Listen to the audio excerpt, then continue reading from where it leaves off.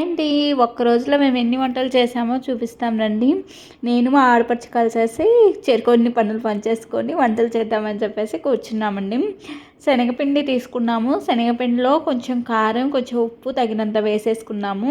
ఇందులో ఏం వేసారంటే నాకు కూడా జీలకర్ర, తర్వాత అది అరుగుదలకు వేస్తారు చూడండి, నాకు అర్థం కాదు, దాని పేరు కూడా నాకు గుర్తుండదు. నేను అది వాడిని కూడా, అది మిక్సీ పట్టేసి వేసేసింది వదిన.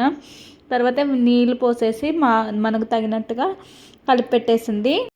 తర్వాత ఇలాగా అనేది ఉంటుందండి. అసలు నేను ఎప్పుడు దీన్ని కూడా చూడలేదు. నేను ఇది సొరకాయ తురుముకుండేదేమో అనుకున్నాను. ఇది కారాలు ఇలా వేస్తారంట. ఇంకా వదిన ఇలాగా అంటూ ఉంది. నాకైతే అసలు రాదండి ఇదైతే. ఎప్పుడు ఇలా ఒత్తుకునేది మాత్రమే చూశాను. ఇది ఫస్ట్ టైం చూడడము. అత్త ఎప్పుడు వేస్తుందంట, కానీ దీంట్లో వేస్తుందని నాకు తెలియదు. మేము వచ్చేసరికి ఎప్పుడు చేసేది. ఈరోజు నేను మా ఆడపడుచు కలిసి చేస్తున్నాం కాబట్టి నాకు అంతగా తెలీదు. అసలు ఈరోజు ఎన్ని వంటలు చేసామో అండి.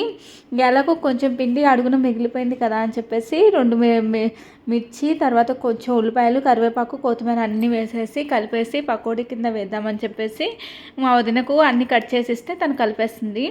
ఇంకా అవి ఆయిల్లో డీప్ ఫ్రై అయిపోయిన తర్వాత వాటిని తీసేసుకొని తినేసాం. ఉదయాన్నే స్టార్ట్ చేసామండి ఇద్దరం 7 గంటలకల్లా. మళ్ళీ మా వారు మా మామ పట్టుకొని ఉంటే మేమిద్దరం ఇక ఈ పనులు చేస్తూ ఉన్నాము.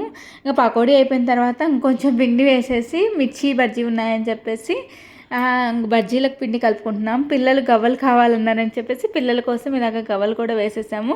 ఇంకా నేను మిర్చీలు వేస్తూ ఉంటే మా వదిన దాంట్లో వేస్తూ ఉంది. తను నాకు రాదు నేర్పించు లత అంటే నేను చెప్తూ ఉన్నాను ఇలా పట్టుకోవద్దునా అని చెప్పేసి. వంటలో చూడండి. వీడియో నచ్చితే లైక్ చేయండి, షేర్ చేయండి.